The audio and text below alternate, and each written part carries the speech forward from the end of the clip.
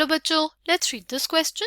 The question says experimental values of colligative properties of many solutes in solution resembles calculated values of colligative properties. However, in same cases, the experimental value of colligative property differ widely than those obtained by calculation. Such experimental values of colligative properties are known as abnormal values of colligative property. Cause for abnormal values of colligative properties are dissociation of solute, यानी it increases the colligative properties. Example है हमारे पास dissociation of KCl NaCl in water, और दूसरा है association of solute, it decreases colligative properties. Example है dimerization of acetic acid in benzene.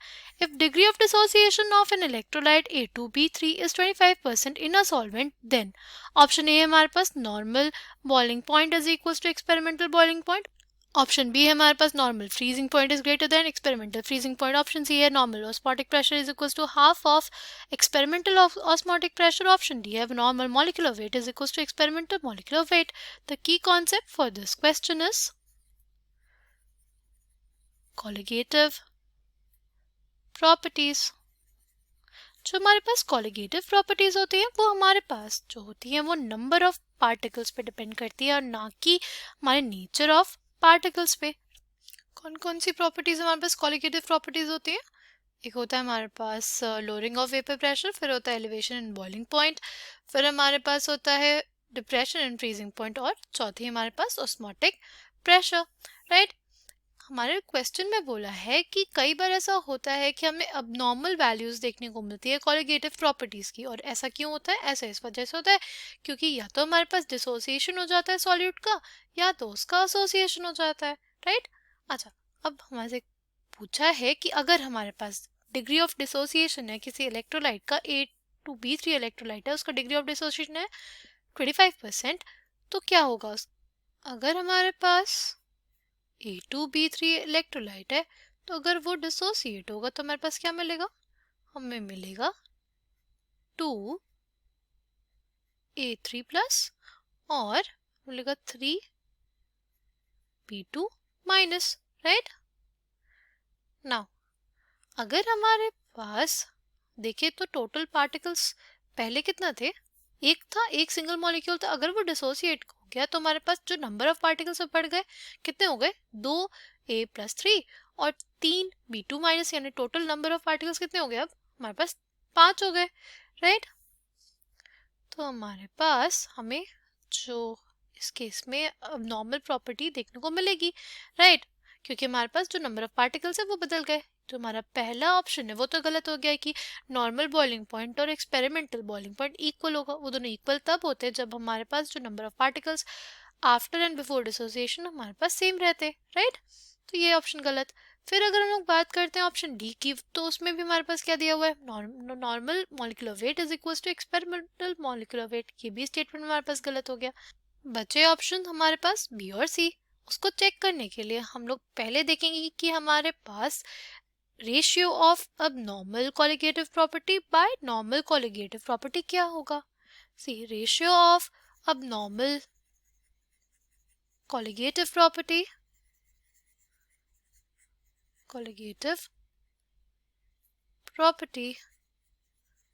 by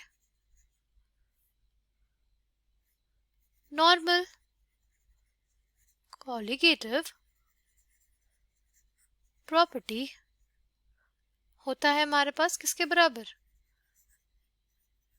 वो होता है हमारे I के बराबर. ठीक, I क्या है? I है हमारे पास Van't Hoff फैक्टर. अगर हमारे पास जो I है इक्वल्स टू 1 है तो हम लोग बोलेंगे कि ये नॉर्मल स्टेट ऑफ सॉल्यूट है. I अगर हम लोग के पास लेस देन 1 होगा तो हमारे पास क्या होगा?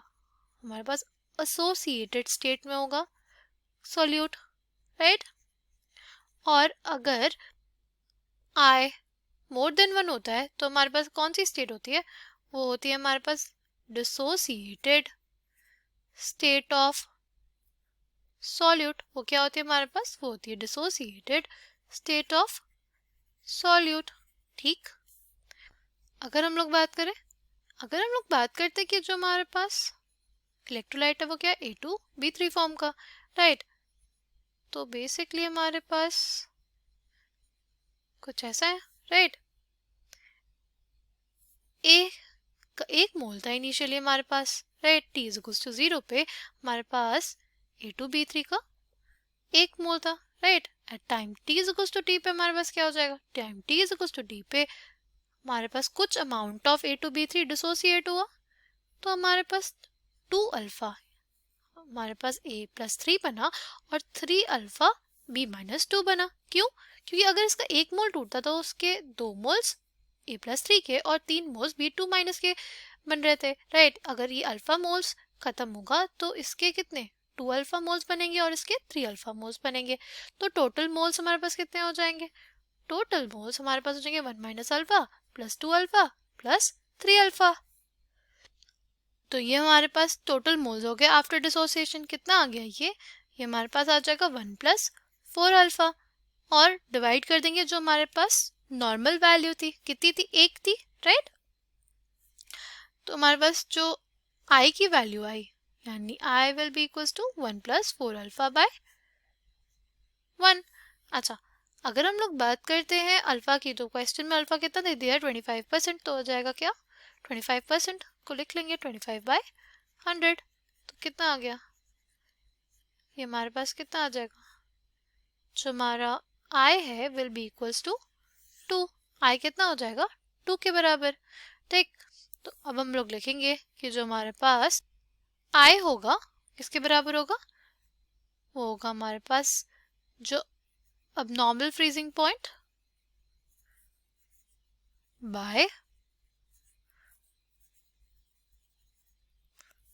Normal freezing point, right. अब नॉर्मल फ्रीजिंग पॉइंट को हम लोग क्या बोल सकते हैं, अब नॉर्मल फ्रीजिंग पॉइंट को हम लोग बोल सकते हैं एक्सपेरिमेंटल फ्रीजिंग पॉइंट भी। तो जो हमारे पास experimental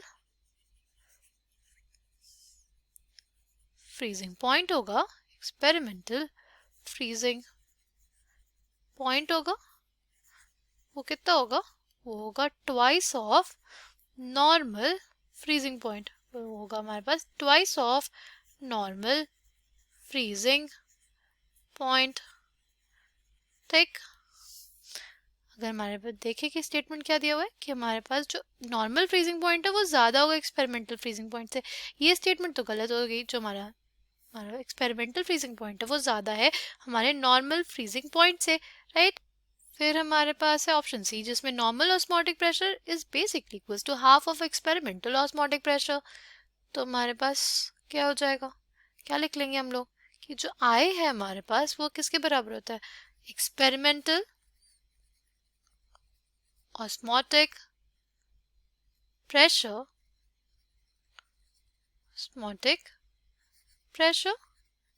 by normal osmotic pressure, right।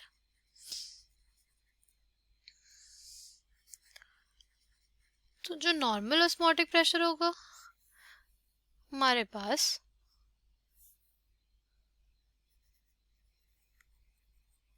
वो क्या हो जाएगा, normal osmotic pressure will be half of जो हमारे पास experimentally calculated